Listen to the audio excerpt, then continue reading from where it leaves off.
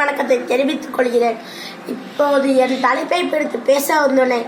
சுத்தம் என்றால் என்ன? வாழ்க்கைக்கான நலமான வாழ்க்கைக்கான ஆரம்ப புள்ளியாக காணப்படுகிறது.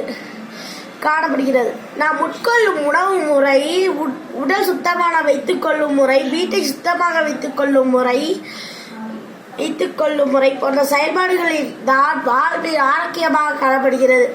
ஒவ்வொருவரும் தன் சுத்தத்தை பேணும் போது பாதுகாப்பான ஆரோக்கியமான வாழ்க்கையை என்பது ஒவ்வொருக்கும் கிடைக்கின்றன.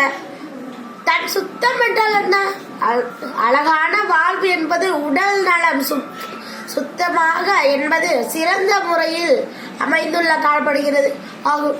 தன் சுத்தம் என்பது ஒரு மனிதன் சார்ந்த சுகாதாரத்தை பேணுவது ஆகும்.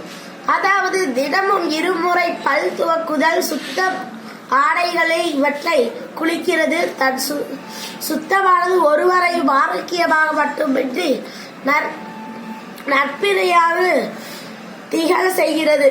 சுத்தத்தின் அவசியம் என்ன? தன் என்பது ஒவ்வொருக்கும் முக்கியமான ஒன்றாகும். தன்னை பற்றிய சிறந்த சிந்தனை மற்றும் சுத்த நடவடிக்கைகள் என்பவை பொது நலத்திற்காக ஒரு துண்டுகளாக அமைந்துள்ளது காணப்படுகிறது. தன் சுத்தம் கொள்வர பேணுகின்றது. ஒரு மனிதனால் மதிப்பதற்கு செல்லுவே காரணம் முறையில் பாதுகாப்பான பெண் ஆகும். பிறர் நம்மை மதிப்பதற்கு தன் சுத்தம் என்பதை முக்கியமாக தாகும். அதாவது தன் சுத்தத்தை பேணுவாகின்றது பொது தான் நமது வாழ்க்கை பழக்கங்களையும் பிறர் மதிக்கின்றது. அவருக்கு மாறு என்பது சிறந்த பெயராகும். உண்மையாக காணப்படுகிறது. அதுவாக செய்யாதீர்கள். நன்மைகள் தெரியாமலே எதுவும் செய்யாதீர்கள். தன் சுத்தம் பேணும் மனிதனாக பிறந்த ஒவ்வொருக்கும் இன்றியமையாத ஒரு அடிப்படையாக காணப்படுகிறது. தன் சுத்தம் மூலம் நோயற்ற வாழ்வினை நாம் முடிவினைய தன் சுத்தம் பேணுவதற்காக சிறந்த முறையில் வாழ்வதன் மூலம் சமூகத்தின் மதிப்பு உயர்கிறது. சுத்தமாய் இல்லாமல் இருப்பதன் மூலம் விளைவுகள் தன் சுத்தத்தை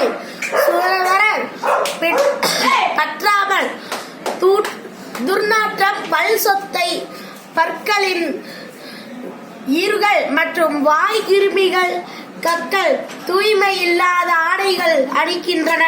கிருமி சார்ந்த உயிர் விதிகள் ஒவ்வொன்றையாக தலைமுடியில் சுற்றி கொண்டு கிருமி போன்ற வியாதிகள் வருகொண்டிருக்கிறது. தலைமுடி, தலை வாசனை என்ற எல்லா சோப் போட்டு கழுவ வேண்டும் என்று உறுதி கூறுகிறேன். நன்றி, வணக்கம்.